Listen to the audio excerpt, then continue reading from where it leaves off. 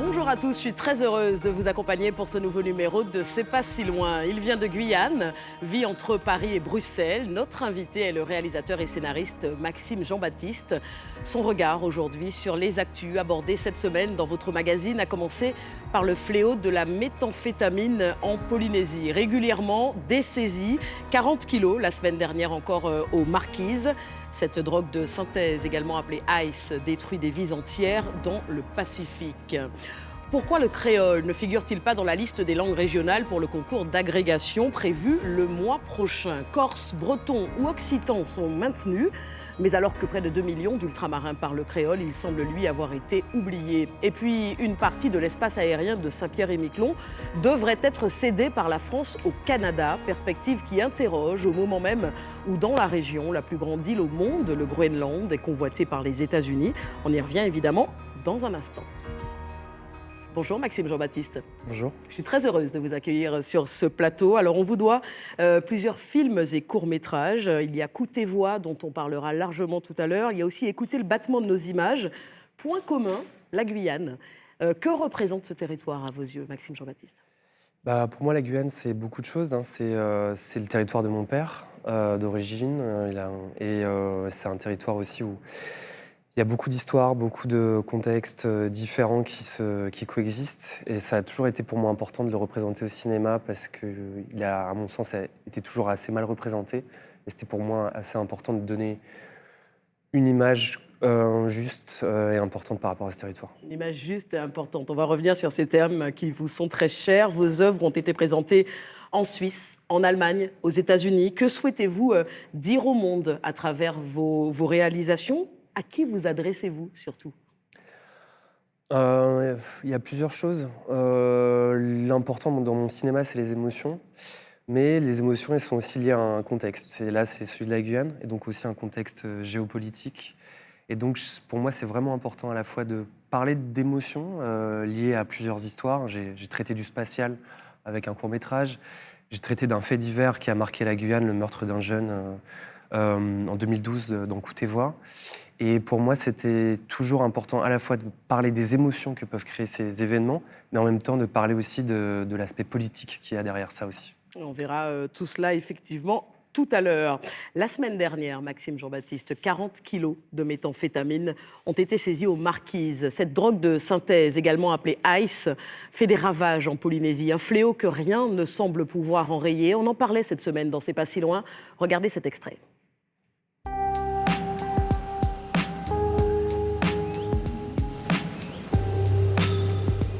Quartier de Pirée, commune voisine de Papeete. Charles a été appelé en urgence par une mère de famille.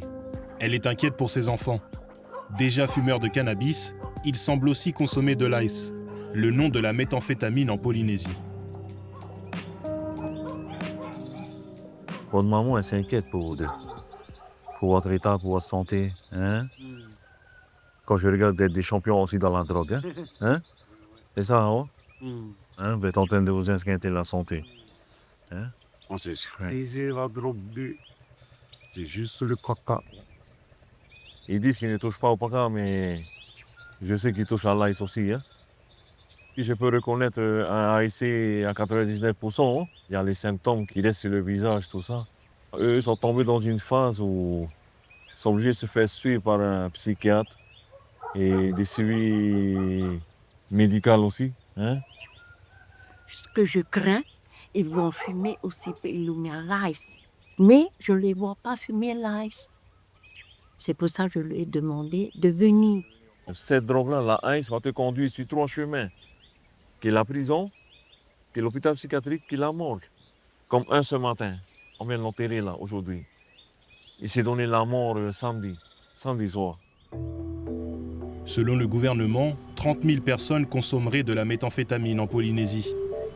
Un stimulant de synthèse très addictif, parfois consommé sous forme de poudre blanche ou de cristaux transparents, semblables à de la glace.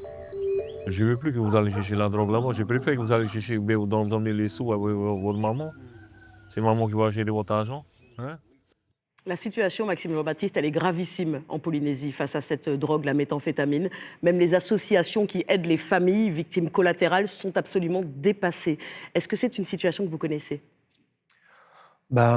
Effectivement, ça me parle, puisque en Guyane, on a un problème assez similaire. Bon, c'est pas exactement la même drogue. Nous, on a un problème de crack qui est très très fort. Mais ce qui est assez aussi perturbant, je pense, c'est qu'il faut aussi essayer de comprendre, c'est à la fois de voir d'où ça vient, c'est tous ces problèmes d'addiction, puisque ça crée aussi des formes d'impossibilité de faire partie de la société, des formes de violence. Et souvent aussi, dans les médias, souvent ces personnes sont représentées comme des dangers, même dans les discours, même...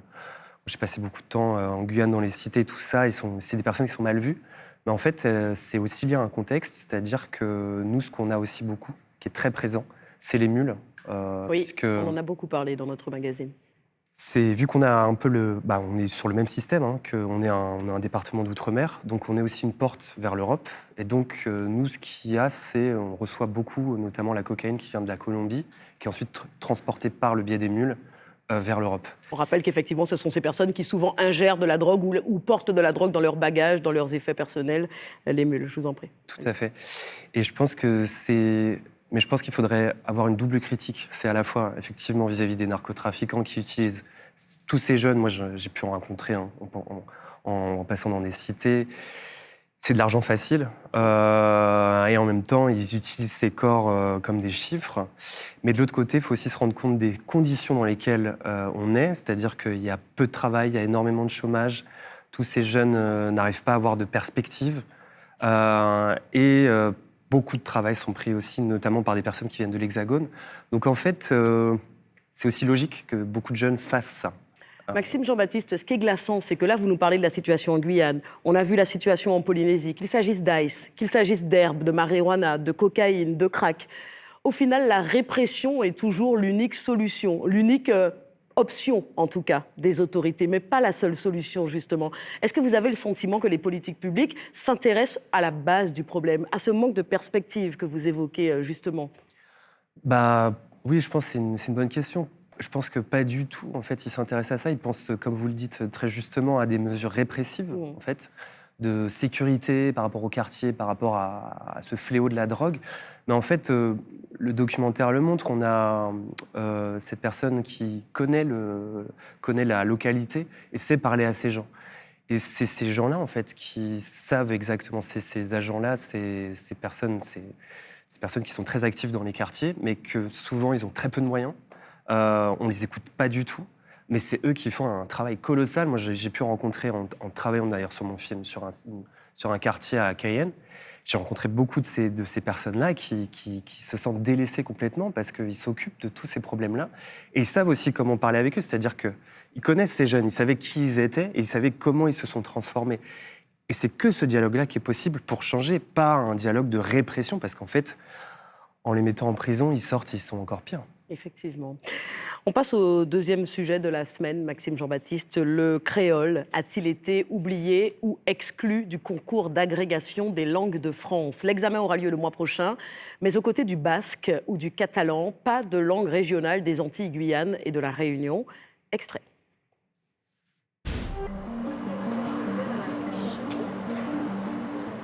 Ce long chemin pour la reconnaissance a abouti en 2000 à la création d'un CAPES de créole pour qu'il soit enseigné dans les collèges et lycées.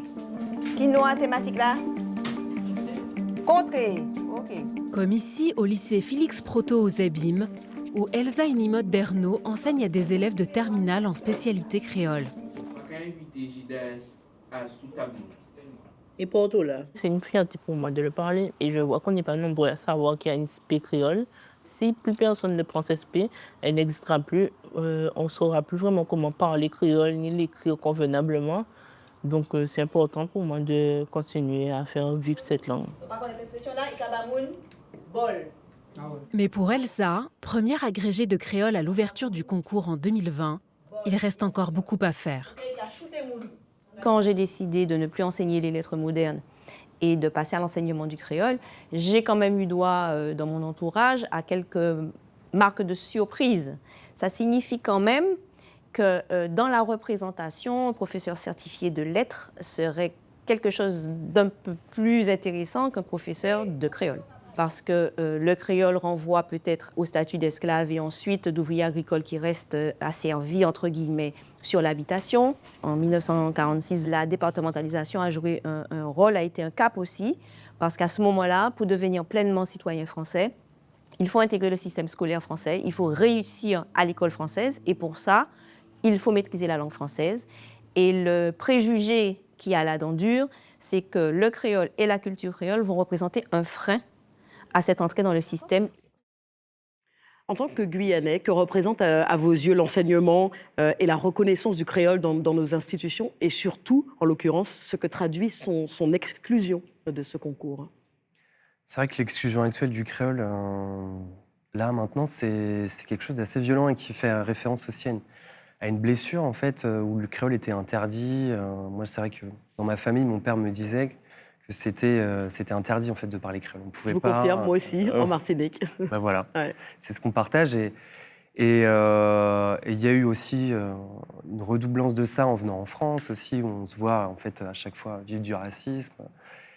Et donc, je pense que le fait que c'était devenu en fait un outil de transmission, en fait, le créole qui fasse partie de l'école, ça permettait en fait de rétablir cette blessure, en fait, en se disant c'est une langue parmi d'autres qui est pratiquée par de nombreuses personnes, et c'est aussi c'est l'identité en fait, c'est une identité martiniquaise, guadeloupéenne, guyanaise, ça fait partie de ce qu'on est.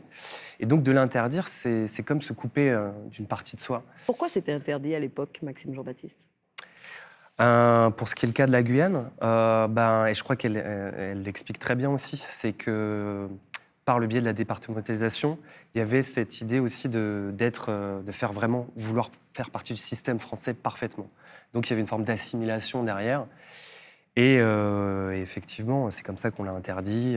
Mais ça crée beaucoup de violence derrière aussi. Vous nous disiez en préparant cette émission que c'est une langue qui a dans son ADN quelque chose de très politique. Ouais. Je rappelle que vous vivez en partie à Bruxelles. Quelles initiatives locales ou européennes devraient, selon vous, voir le jour afin de protéger, voire sanctuariser peut-être l'enseignement du créole? Déjà, ne pas l'exclure comme il voudrait le faire, ça ce serait important. Et puis après, il faut aussi voir la particularité de cette langue. C'est une langue qui, à mon sens aussi, est très vivante et changeante aussi. Il faut aussi se rappeler le contexte de création de cette langue. Elle a été créée dans la plantation, donc pendant la période esclavagiste. Et c'était vraiment une langue de résistance. Et donc, elle échappe aussi à un enfermement, à une espèce de codification, comme pourrait l'être le français ou l'italien ou d'autres langues européenne, elle est aussi performative. C'est vrai que moi, des fois, on me demande « Tu peux parler créole, s'il te plaît, pour moi ?» Et je leur dis quelques mots, mais en fait, c'est quelque chose qui se vit aussi en communauté. On ne peut pas juste dire le créole comme ça. C'est une langue vivante qui est liée aussi à un espace où on est protégé pour pratiquer cette langue qui, je le rappelle, est née dans un contexte aussi d'oppression. Est-ce que vous diriez que le cinéma peut remplacer ou peut-être venir compléter cet enseignement afin de maintenir cette langue vivante, justement? Effectivement, c'est ce que j'ai pu essayer avec mon film, et on l'a vu aussi ces derniers temps avec d'autres films. Il y a eu Zion, par exemple, de Nelson Foy, Marmaille, ça c'est La Réunion, et d'autres films qui montrent que le créole a son existence, est une langue parmi d'autres. C'est pas un français différent, pas du tout. C'est une langue. Et ça, il faut le reconnaître. Et c'est vrai que le cinéma, ce qui permet, en fait, c'est de sortir aussi des institutions. On rentre dans un univers intime. Et c'est là aussi où le créole se pratique. Alors, merci pour la perche, parce que le créole, c'est justement la langue que vous avez choisie pour le titre de votre dernier film, votre film Coup tes voix, Écoute les voix, sorti en 2024. C'est votre premier long métrage. On en parle juste après cette bande-annonce. Je serai là, t'inquiète. Je t'accompagnerai comme à chaque fois je t'ai toujours accompagné.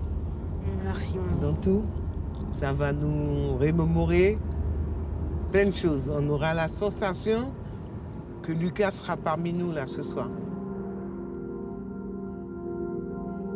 T'as connu Lucas? Ouais, j'avais 2 ans. Il y a moi qui meurt. Mon Lucas, c'est dans le sang, c'est dans le cœur. C'est même il y a 10 ans, 15 ans, il est là toujours avec nous.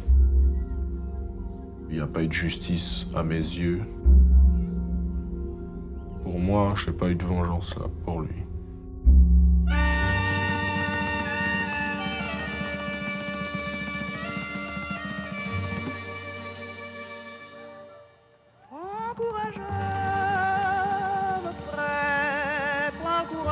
Contrebasse, en place. Les cuves à côté. Et les basses, rapprochez-vous. Encourageux, Mossa, prends courageux. Prends courageux, Mossa, nana, prends courageux.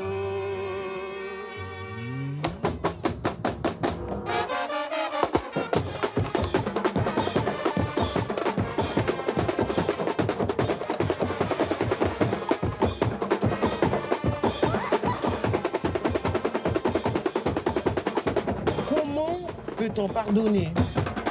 C'est quoi le pardon? Comment faire?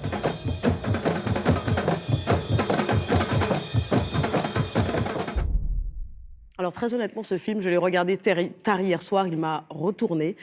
C'est un peu de fiction autour d'un drame bien réel. Le meurtre d'un jeune homme de 18 ans, c'était en mars 2012 en Guyane, votre cousin, Maxime Jean-Baptiste. Un film qui raconte une violence latente, parfois invisible aussi. Et ce qui est étonnant, c'est la façon dont vous en parlez, à travers notamment la rage que l'on peut ressentir chez les survivants, chez son copain qui s'est interposé et qui a pris des coups de couteau, chez sa maman qui essaye de continuer à avancer. Oui, effectivement, c'est une histoire qui m'est proche. Et ce que j'ai vu aussi, c'est que quand ça s'est passé, c'était en 2012, c'est devenu plus qu'un fait divers, un fait social aussi, qui a beaucoup marqué la Guyane. Il y avait un trop-plein, en fait. Il y avait beaucoup de meurtres de ce type-là à ce moment-là, de jeunes personnes, mais qui étaient révélateurs aussi de la situation de la Guyane. C'est-à-dire qu'il y avait, à cet âge-là, entre 18 et 22 ans, il y a une difficulté à pouvoir se projeter en tant que jeune adulte, à savoir où on va rester. On reste en Guyane, on part en France, on va ailleurs. Il y a toujours cette difficulté. Et c'est là où il y a une espèce de déflagration de violence qui se produit. Et Lucas a été victime de ça. Et moi, ce que j'ai voulu vraiment, c'était de faire un film sur effectivement ceux qui restent, comment ils vivent avec ce deuil-là, des envies de vengeance et des envies de réparer. Voilà. Il date de 2012, donc ce meurtre. Votre film est sorti en 2024. Pour quelles raisons ce laps de temps? Pourquoi avoir décidé d'y revenir à ce moment-là et de cette façon-là? Pour moi, c'est important de laisser du temps lorsqu'il y a une blessure. Des fois, on a tendance à voir un fait divers et tout de suite vouloir le couvrir. C'est un terme intéressant aussi, couvrir. Oui. Et moi, j'ai voulu laisser le temps. Et du coup, j'ai vu Nicole assez tardivement. Nicole, qui est la mère de Lucas. La mère de Lucas, qui est un des personnages principaux. Pour qu'ils aient pu digérer aussi, pour qu'ils aient pu aussi faire face à ça et pouvoir aussi se livrer en fait devant une caméra, c'était plus facile qu'au moment même des faits, quoi. Juste un parallèle avec le créole dont on parlait juste à l'instant. Quelques passages, tout juste, sont en créole dans ce film Coup et Voix. Quelques passages que vous avez choisi de ne pas sous-titrer, ne pas traduire. Pour quelles raisons? Alors pour moi, c'était important pour différentes raisons. Le film est principalement en français parce que le personnage principal parle en français. Melrix, le jeune qui est le protagoniste, il a beaucoup grandi, lui, en banlieue parisienne, mais il a ce désir de se rattacher à ce pays-là. Et donc, je voulais vraiment qu'on soit dans son point de vue, c'est-à-dire qu'on découvre ce pays, on découvre ce quartier, on découvre ces gens, et on découvre aussi cette langue, mais sans qu'elle soit annoncée. C'est toujours par... C'est ça aussi le créole, c'est quelque chose qui, pour moi, n'attend pas à ce qu'on le traduise, n'attend pas à... Il est furtif, il est comme il veut, en fait. Et c'est ça que j'aimais bien aussi, c'est que le créole, ceux qui vont l'entendre, ils vont tout de suite le comprendre. Ceux qui ne l'entendent pas, ils l'entendront peut-être pas, mais pour moi, c'était ça la subtilité. Coup et Voix est disponible en vidéo à la demande. Il a été présenté au FIFAC, le Festival international du film documentaire Amazonie-Caraïbes. Il est passé par la Chine, les États-Unis, le Canada, des pays d'Afrique, la Belgique. Me semble-t-il qu'il est en lice aussi, éligible au César. Éligible au César, en lice au René du cinéma dans la catégorie meilleur documentaire, les René équivalent des Oscars belges en quelque sorte. Vous qui souhaitez dire votre vérité de l'intérieur, qui n'aimez pas que cette violence, en l'occurrence guyanaise, soit reprise par d'autres, mal expliquée par d'autres, c'est aussi ce message que vous voulez faire passer à travers le monde, dire les choses de l'intérieur en prenant le temps, c'est capital. C'est très important. C'est vrai que la Guyane a eu tendance à avoir cette image très négative, soit à travers le commerce de l'or. Donc on a eu beaucoup de films qui étaient assez négatifs par rapport à ça, très spectaculaires, ou par rapport au spatial, ou encore à l'Amazonie, on parlait de l'enfer vert. Donc c'était à la fois des images qui venaient déjà du cinéma, mais aussi dans l'imaginaire général. Et donc ça, c'était important pour moi de parler d'une Guyane plutôt intime, plutôt quotidienne, qu'on voit jamais en fin de compte, et surtout de ce quartier-là, Montluca, qui est aussi très mal vu dans les médias. Oui. Et donc c'est important pour moi de donner une image réelle aussi. On a tendance à misérabiliser aussi, mais ça, c'est pas que le cas de la Guyane, hein. C'est le cas aussi des banlieues parisiennes, c'est le cas de tous ces lieux marginaux. Et pour moi, c'est important de dire, oui, il y a des conditions qui sont oppressantes, mais les gens vivent, en fait. Oui, et avant tout. Avant tout. Et si ce serait que de l'oppression, pourquoi les gens resteraient? Ils partiraient ou ils se tueraient eux-mêmes. Les gens vivent, et ça, c'était important pour moi de le montrer. Dernier thème de la semaine, Maxime Jean-Baptiste, Saint-Pierre-et-Miquelon, c'est le territoire ultramarin français, à la fois le plus proche de Paris et du Groenland. Alors évidemment, la question de sa souveraineté occupe les esprits depuis qu'ont commencé les menaces de Trump, ce d'autant plus que Paris entend céder une partie de l'espace aérien de Saint-Pierre-et-Miquelon au Canada. On en parle juste après cet extrait. Le statut du Groenland aujourd'hui, que ce soit vis-à-vis de l'Union européenne ou que ce soit vis-à-vis du Danemark, sa puissance coloniale historique, peut se rapprocher, ou en tout cas est proche d'un certain nombre de territoires ultramarins transocéaniques français. Le statut du Groenland est assez proche de Saint-Pierre-et-Miquelon, surtout que Saint-Pierre-et-Miquelon, en plus, est un territoire qui est évidemment dans le même ensemble régional de l'Atlantique Nord-Ouest que le Groenland. Il y a des correspondances qui sont assez claires. Écoutez, ce qui nous sépare de Saint-Pierre-et-Miquelon du Groenland, c'est quoi? Grand maximum 2000 km, donc c'est pas si loin que ça. Aujourd'hui, bien entendu, le territoire Saint-Pierre-et-Miquelon n'a pas les mêmes ressources naturelles que le Groenland.